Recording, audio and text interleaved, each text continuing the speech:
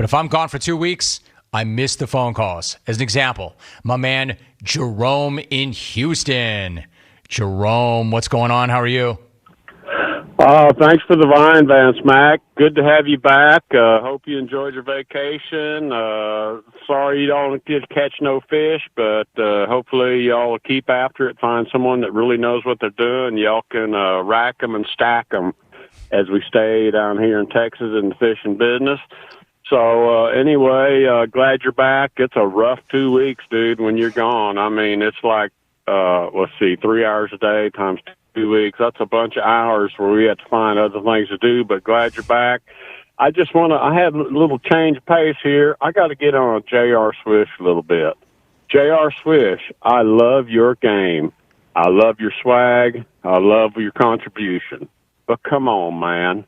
Instead of spending 30 minutes on your Instagram telling us normal slappies about your blanket, lucky you. At least you got a blanket, although I can't imagine what anyone would need a blanket for in Florida in the middle of July.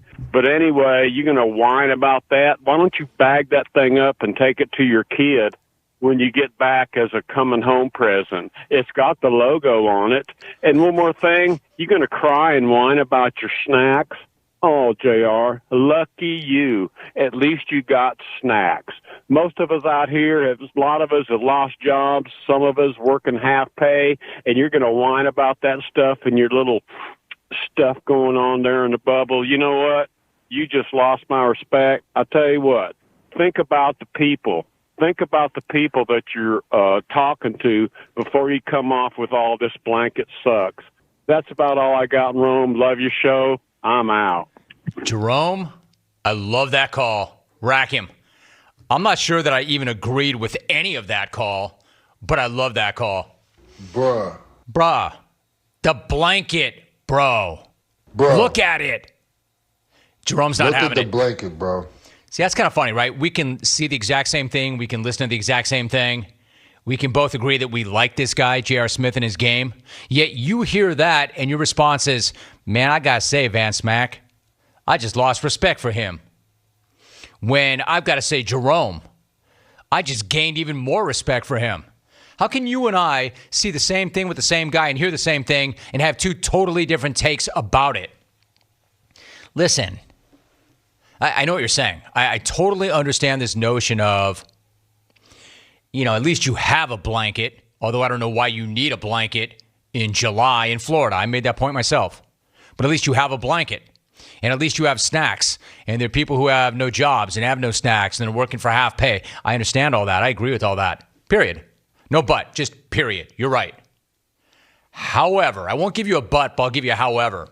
However, these guys are accustomed to a little bit different of a lifestyle than the rest of us. And they're used to big-ass blankets. And to J.R. Smith's point, bro, I know LeBron was not given that blanket. I know AD was not given that blanket. How did I end up with that blanket? And his point about the snacks was this. He's like, you want us to be healthy, right? Well, you are what you eat. And we're elite professional athletes. We should not be fueling up on Ike Ritz diet. We should not be fueling up on Twizzlers and Rice Krispies and whatever else they had on that blanket. I get that point too, right?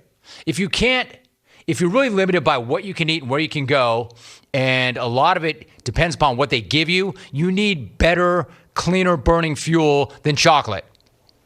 I stand by what he said.